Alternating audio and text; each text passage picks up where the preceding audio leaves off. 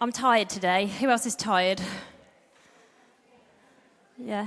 There was a moment in the worship and I kind of thought I could just stand here and sway and no one would know that I'm asleep. It's terrible, isn't it? So this morning we are on week 2 of our series, I Choose. And we're looking at how the choices that we make, whether they're small or they're big, they shape the person that we are, the person that we become. And last week, Dan spoke on I choose purpose over popularity. It was good. So if you haven't listened to it, listen to it. We've got Spotify, we've got YouTube. Ask me for the details at the end. This week, I was given the topic, surrender over control. And now Dan's obviously got something he'd like to say to me. I've been working with him for a while, and it could just be a coincidence, like he says, but no, it's hard not to read between the lines. But in all seriousness, this is a topic that I have not got nailed, and I found it really hard this week putting this together, because it's something I struggle with. I am a control freak. I like things organised, I like to be neat, I like to be straightforward, I like things when I'm on top of them and not like under them. I'm not very good at waiting. I like lists, I like labels. My Instagram feed is how to organise your fridge. Yeah, I know that's a real low, isn't it? Yeah, or I think maybe worse is like how to fold your clothes. I think that's equally as lame. But there we go. That's who I am. And I just wanted to share my testimony a bit with you before I started, because you see me around, but you might not all know my story. But I grew up in a Christian home, and my parents were leaders, and I think my mum thought that we were a bit like the Von Trapp family or the Waltons. There were 5 of us, but I think we were probably more like the Simpsons. But now, out of all of them, I was definitely Lisa, just claiming that. But yeah, I remember being age 10 and having this kind of prophetic, I guess it was like a vision, really.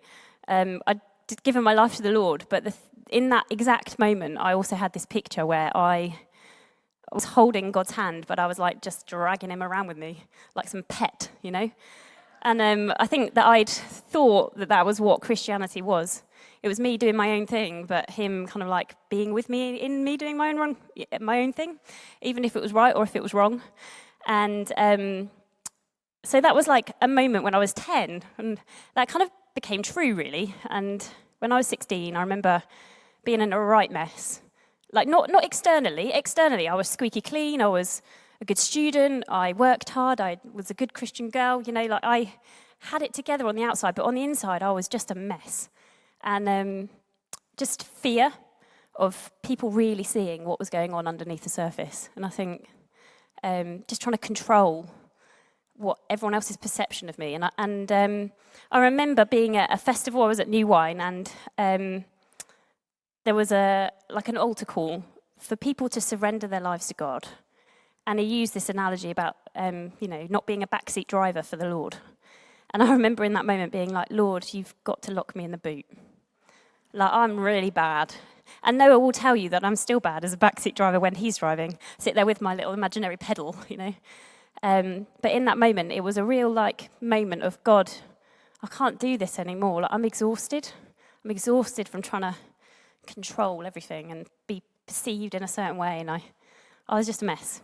And then as an adult, you think you've got it down a little bit better, don't you? And there's been seasons in our life where we've led churches, we've been in, we've been in leadership, and all the things that you think are the foundational things in your life, they fall out from underneath your feet. And you kind of just grab stuff, don't you, in those moments of trauma, or in those moments of just things being hard, you grab in the hope that you can kind of control the situation and hold on to the tatters that are left. And so I want to stand before you this morning and reassure you that I'm not the best person to speak on this subject, but I am someone who's really struggled with it. And I think God has shown me some things in my time as knowing him. So hopefully we can unpack something that's of value this morning. So here we go. I choose surrender over control. So first off, how many of you would say that in your life there is something that you want to control? All right? So you want to take a circumstance, or maybe you want to take a person, and you want to control it, or you want to steer it so that the outcomes are in line with what you want. Some of you might work with someone like that. You might have a colleague who does that. Do it my way, don't touch it, leave that there. Some of you might live with that person. No elbow nudging. Some of you might be that person. Because we like to control all sorts of things, don't we? We've got our diaries, our kids, how they speak, how they look, how they behave. Our spouses, how they look, how they speak, how they behave. Our finances, our image. And I would go to say that this control thing is an issue of the heart, right? Adam and Eve set this parameter. They took control in the garden, didn't they? The Pharisees had 613 laws. And Frank Sinatra sang I Did It My Way. I'm not going to start singing that. But if we are trying to control something that is not ours to control, it's a spiritual problem. If we're trying to control something that is not ours to control, it's a spiritual problem. Because if we're trying to control something that's not ours to control, what we're trying to be is God. We're trying to say, I know best. And we're trying to act like him. And it's not just annoying for everybody else, because let's face it, it is. It's a spiritual problem. So we're going to look at this verse. And many of you will know it. You've probably got it written somewhere. It might even be your screensaver. It might be on your phone. It might be in your house. You'll know it, right? But we're going to just unpack it a little bit, just to try and make more sense of it this morning. So let me just move that over. Proverbs 3, verse 5 to 6. Trust in the Lord with all your heart and lean not on your own understanding. Trust in the Lord. Who do we trust in? Yeah, the Lord. The Hebrew word for trust is batak. It means to depend on, to lean on, to rely on him, to put your confidence in him. With all of your heart. How much of your heart? All of it. Yeah, not just part of it, but all of it. And your heart is like your inner person, your mind, your will, your emotions. So it's saying trust in the Lord with all of you. And lean not on your own understanding. That's how you think things should work out, how you think things could be fixed, or how you've analysed the situation. But in all your ways, acknowledge him or submit to him. And in the word ways, it's the Hebrew word is Derek, which is odd. Derek's here, I don't know. But maybe in Hebrew you don't say it Derek. Maybe you say Derek, or I don't know. But here it means like a path that you've trodden repeatedly. So in all your ways, so it means like in all your habits, in all the routes that you've carved out, you've repeatedly chosen, all your behaviours and your manners and the habits of your life, in all those ways, acknowledge him or submit to him. And the word submit here isn't really submit, or acknowledge, it's yorda. It means to know him. It means in all your ways, in all your habits, in all your behaviours, know him. It's actually the word for when Adam and Eve become one flesh. They know each other. It's that intimate. It's to know God intimately. In all your ways, your roots, your behaviours, know him intimately. That's what it means. And he will make your path straight. That's the last bit. Who will make them straight? He will. We do it, don't we? We like to carve our way, behave like Romans, making roads. But in all our ways, when we acknowledge him, it's him who makes our paths straight. And there's a quote here. It's from a guy called D.L. Moody. It says this: "Trust in yourself and you are doomed to disappointment. Trust in your friends, and they will die and leave you. It's a bit morbid, isn't it? Sorry. Trust in money, and you may have it taken from you. Trust in reputation, and some slanderous tongue may blast it. But trust in God, and you are never to be confounded in time or eternity. Trust in the Lord with all your heart. Lean not on your own understanding, and in all your ways acknowledge him, and he will make your path straight. I want to show you, or share with you, an example from the Old Testament of control gone wrong, okay?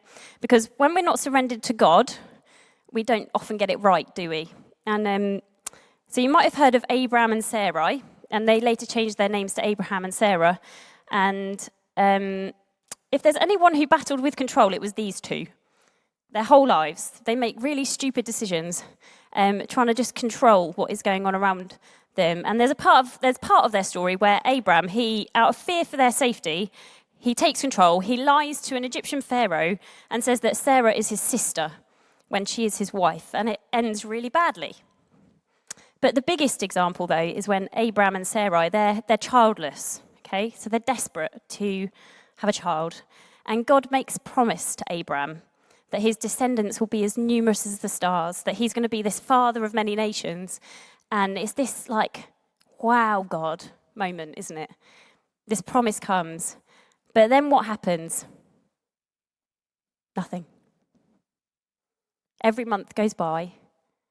Nope, not pregnant. And do you know how long that lasts? 23 years. It's a long time, isn't it? And often it's in our seasons of waiting that we become the most controlling, I think. It's when it becomes most tempting, isn't it? It's like, well, it's been a month. It feels like an age. So surely, God, I'll step in now. I'll figure this out. It's been 23 years. Let me do something about it. But don't be tempted to do what Sarai does. So this is the story. This is from Genesis 16. Now Sarai, Abraham's wife, had borne him no children, but she had an Egyptian slave named Hagar. So she said to Abraham, "The Lord has kept me from having children. Go, sleep with my slave. Perhaps I can build a family through her." Abraham agreed, silly man, to what Sarai said. So after Abraham had been living in Canaan 10 years, Sarai, his wife, took her Egyptian slave Hagar, and she conceived. When she knew she was pregnant, she began to despise her mistress. Then Sarai said to Abraham, "You're responsible for the wrong I'm suffering." Okay. "I put my slave in your arms, and now that she knows she's pregnant, she despises me." Funny that. "May the Lord judge between you and me." "Your slave is in your hands," Abraham said. "Do with her whatever you think best." So then Sarai mistreated Hagar, so that Hagar fled from her. Sarai makes a plan, and she takes control, and she tries to make the outcome that she desires come about in her own way, doesn't she? She's kind of made some really ethically dubious choices here, like rotten choices. And more importantly, she misses out on the joy of seeing God come through. Because when we take control of something, we miss out on him doing the work, don't we? We miss out on the joy it is to see him move and for him to step in and do things. And Abraham obviously isn't blameless either. Like, I kind of think, was Hagar just really pretty? I don't know. Like, what was he thinking? Maybe his thought process was that, Sarah's right to admit defeat. Maybe she's the infertile one. And maybe this is the only way.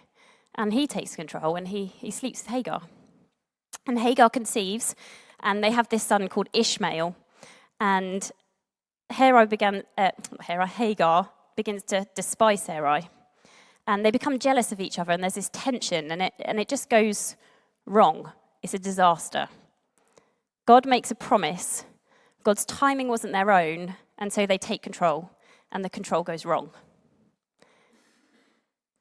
What's crazy about this situation is the effect of that decision and the impact it has had on, generations, and still has up to this point. So you might not know, but Hagar, their son, Ishmael, he begins a line of Arabs. And the Prophet Muhammad from Islam, he claims to be from that line of Ishmael. People in Palestine, they claim to be part of that group of Arabs. And then we have Sarah, who eventually does conceive. She has a son called Isaac. In his line, we have Jesus, we have Christ. And to this day, Muslims and Jews are still fighting about this decision. They're still fighting over who is the true heir, who's the true son.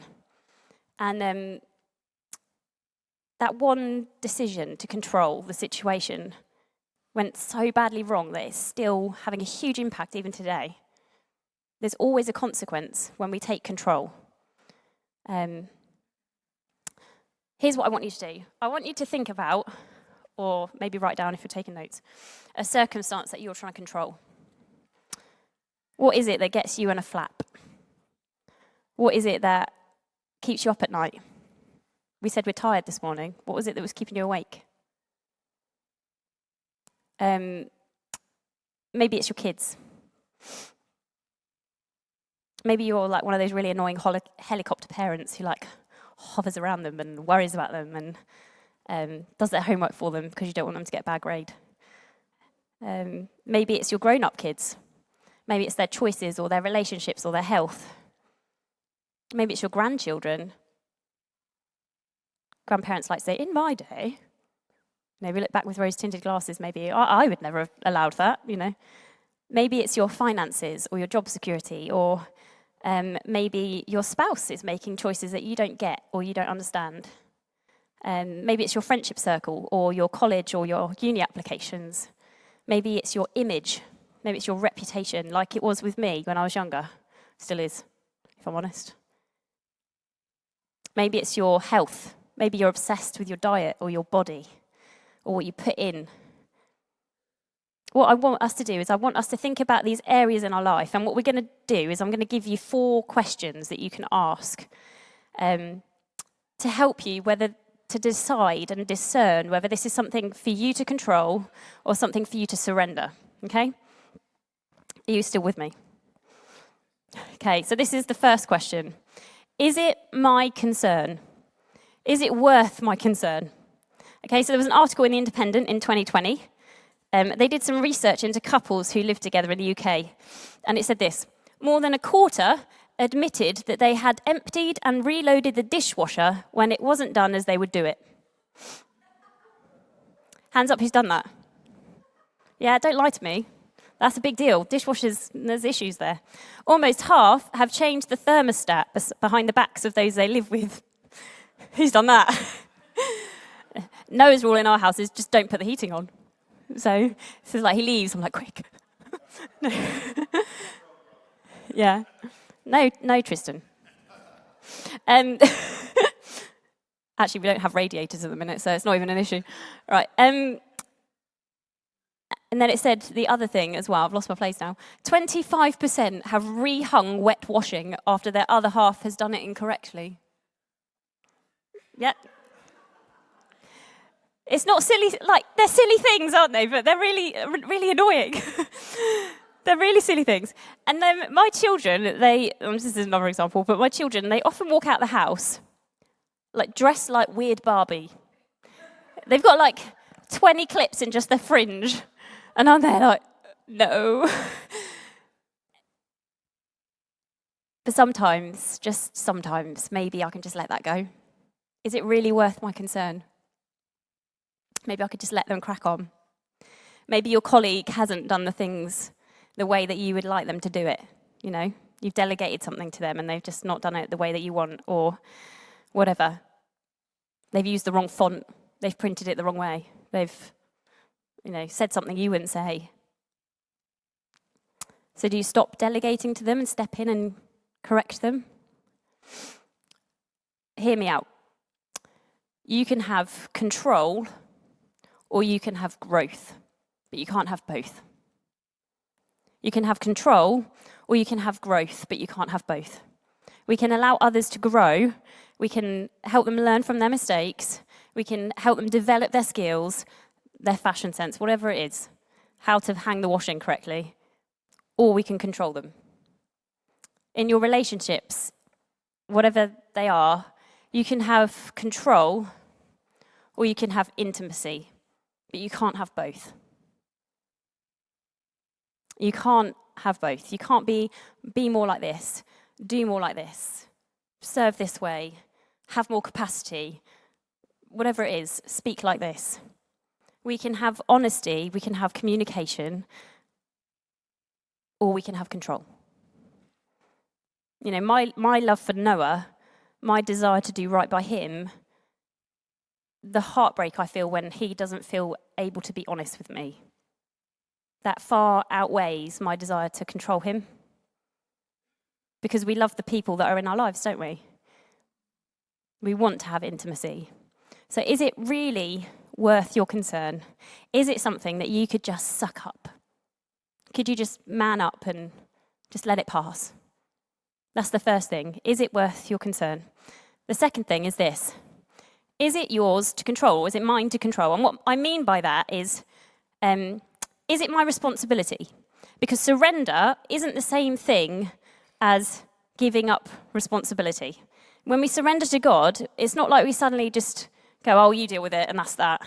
I'm just going to sit here and do nothing. That's not how surrender works.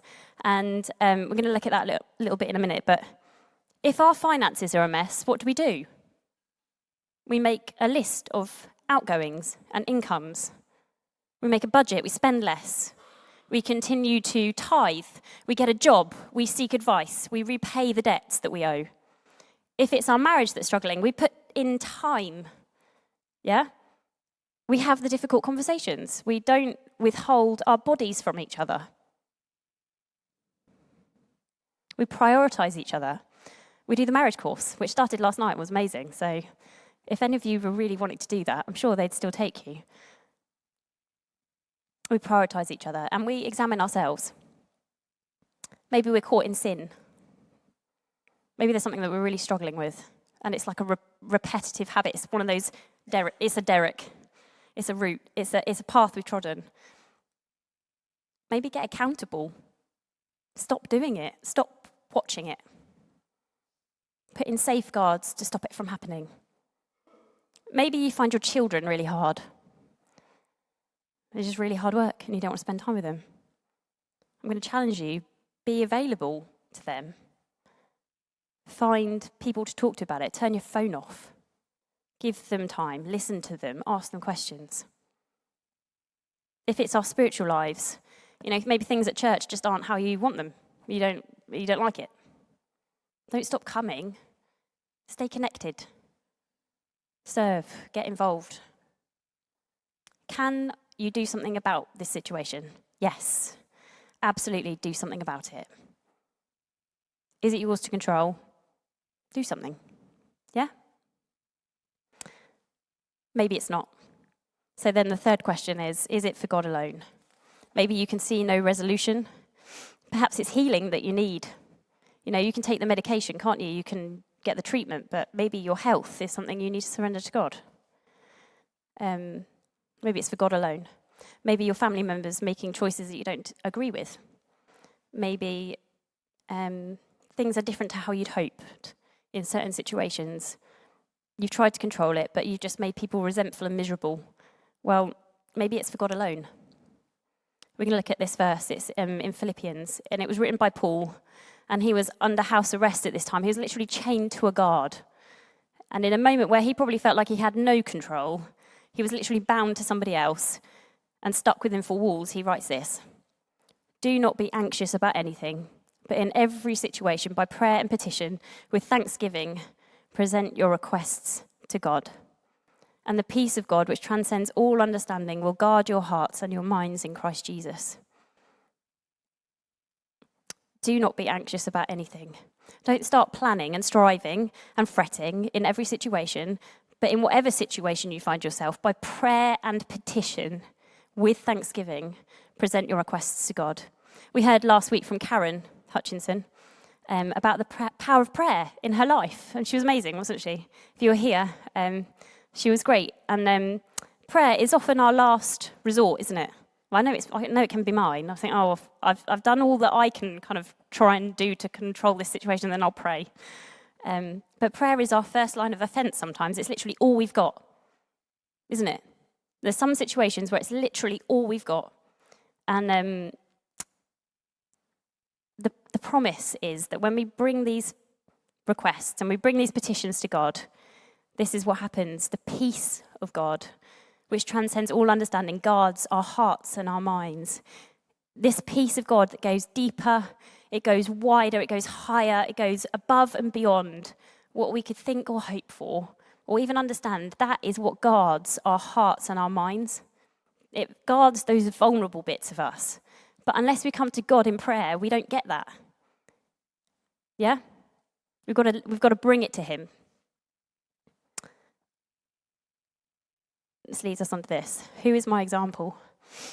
And I just want to finish this morning by looking at a really well-known scene in the Bible, in Matthew. And it's Jesus in the Garden of Gethsemane. And it says this. Jesus went with his disciples to a place called Gethsemane, and he said to them, "Sit here while I go over there and pray." He took Peter and the 2 sons of Zebedee along with him, and he began to be sorrowful and troubled.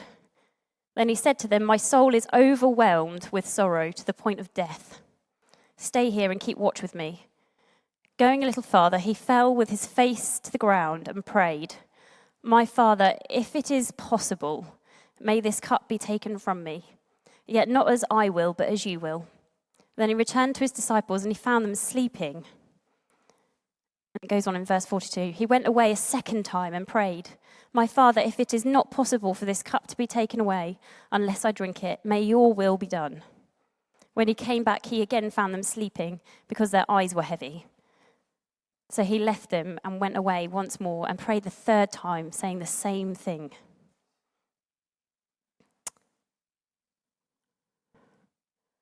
We're not alone in our surrender. The night before his crucifixion, Jesus finds himself in this Garden of Gethsemane in the Mount of Olives. And it's opposite the hill where Abraham lays Isaac on the altar. And he's facing a situation, and he's got this thing going on, hasn't he? He actually could have quite literally taken control of that situation and chosen not to go to the cross because he's God. But instead, having been let down by all his mates who are fast asleep, that would have been me today, full of sorrow, troubled, overwhelmed, what does he do? He prays. He takes his petitions to his Father. He asks for a way out, and he surrenders to the will of God. And I couldn't help but notice, I don't know why I thought this, maybe you have too, but it blew my mind. Like, I've read this story so many times, but I just always thought he prayed it once. But he goes back 3 times and he prays the same thing, because surrendering isn't a one-off, like click your finger moment, is it? It's something that we have to continually hand over this situation to God. Don't think that because you've prayed about it once that it's just that's gonna be you surrendering it, because we like to just take things back, don't we? So laying it over and over again, laying it down in prayer, that's what Jesus does. So if Jesus had to do it, we're going to have to do it too. And you know, the word Gethsemane, the garden, it means the olive press in Hebrew. And when we press olives, what comes out?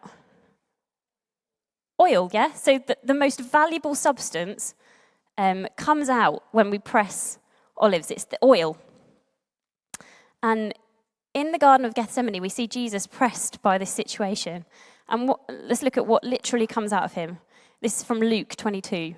And being in anguish, he prayed more earnestly, and his sweat was like drops of blood falling to the ground. When Jesus is pressed, he begins to sweat blood. Perhaps it's an excellent simile, maybe. But there is this genuine medical condition called, I'm going to say this wrong now, hematidrosis, where your blood vessels, they rupture in your sweat glands. And so when you sweat, you're actually bleeding. And do you know what the cause of that condition is? The cause of the condition is extreme or intense anguish, which is exactly what Jesus is facing. In Matthew and Mark, he says, "My soul is overwhelmed with sorrow to the point of death." Like, have you felt sorrow? Have you been overwhelmed by sorrow or stress or anguish to the point of death. Maybe you have. That's exactly where Jesus was at in this moment. Well, why does this matter? Well, I think it matters because I think that the sacrificial blood of Jesus, it wasn't first shed in Golgotha on the cross. I think it was first shed in the Garden of Gethsemane, in his moment of surrender. It was in his surrender that salvation springs forth. It was in laying down his will and control that the working power of God began, because he chose surrender over control. And when we choose surrender over control, we're not blindly experimenting in some unknown kind of art or thing.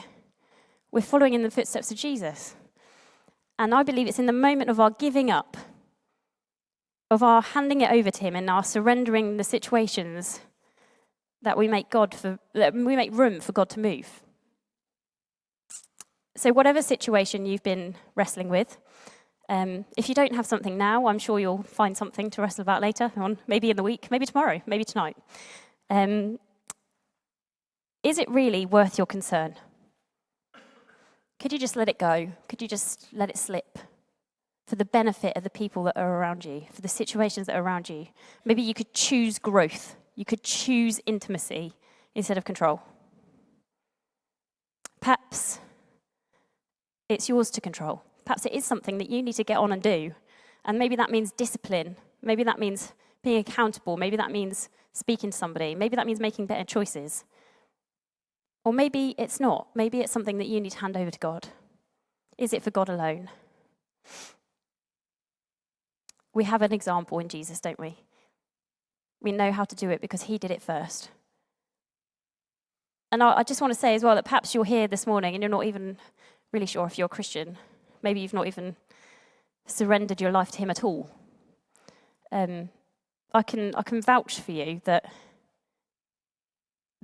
day that I became a Christian, surrendering my control to him, saying, put me in the boot, it was terrifying, but it was the best decision I've ever made because he's entirely trustworthy.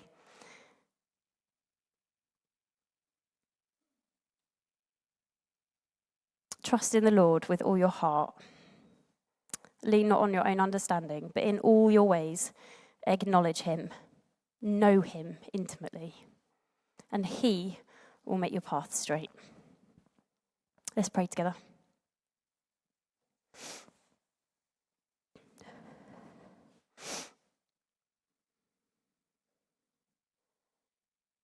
Father God, we just come now, and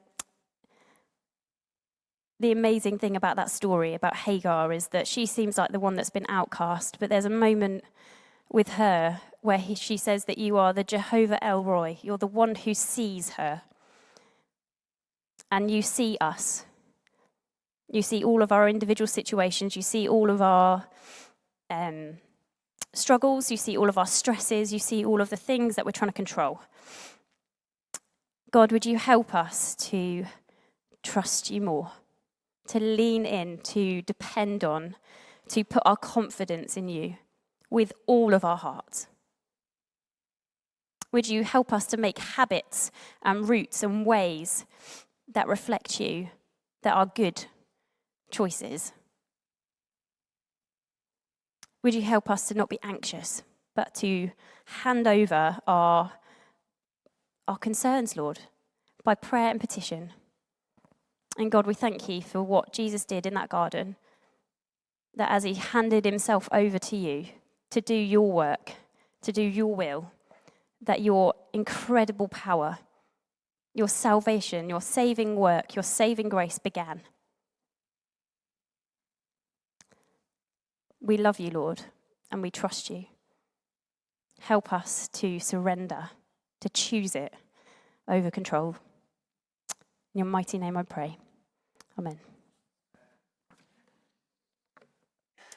I think Ed's going to come.